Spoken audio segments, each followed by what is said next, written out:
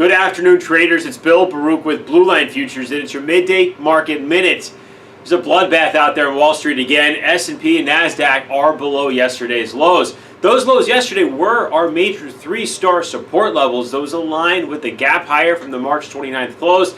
Now we're below that gap, and we talked about in the Morning Express today, this weakness persists, and you take those levels out, look out below. Now where to? Well, 2810 and 7400 are the next big areas of support, and they're just about a little less than 1% away right now. Watch those. At this point, merely a close back above yesterday's lows really wouldn't neutralize it. Our level of neutralization is in the S&P 2862, 2866, and that is a far cry away now. So manage your risk, and just know things could get ugly here today. It's going to stay choppy. The volatility is going to stay high. But again, things could get ugly here, and you're looking down the road. What does China retaliate with tonight? They announced something. They did introduce liquidity. The state-run buying. Their Chinese Shanghai finished up 3.1%.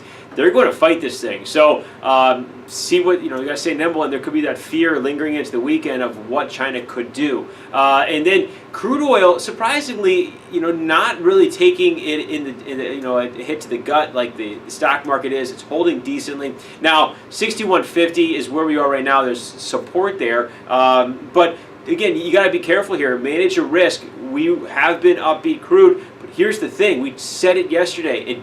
We needed to see it close out the week above 62.55. Last night's high, just shy of that major three-star resistance level. We failed. So we really, given what the S&P is doing, got to take a more neutral stance here with crude oil. And then lastly, looking at gold. CPI slower.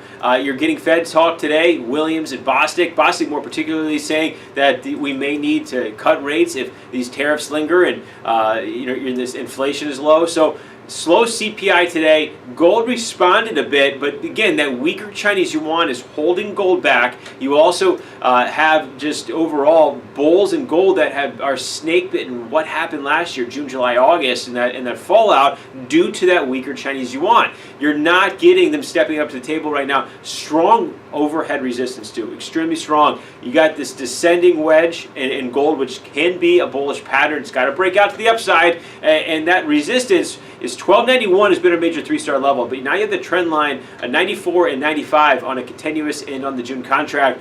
Get it close out above there. You're going to get that buying come to the table. Treasuries are responding a little bit, but now there's also some fear that China could sell treasuries. But overall, again, you get the fear out there at the equity market, getting the fear or just slower inflation helping bid those treasuries. Watch that complex closely and see how that is. It's going to help keep gold and help offset that weaker Chinese yuan. Give us a call, though. We're here to help talk about anything on the board, help manage risk. 312-278-0500. You can email us at info@bluelinefutures.com. You can check our website for updates. You can sign up for a free trial of research there. But remember, futures trading involves substantial risk of loss and is not suitable for all investors. Thanks a lot.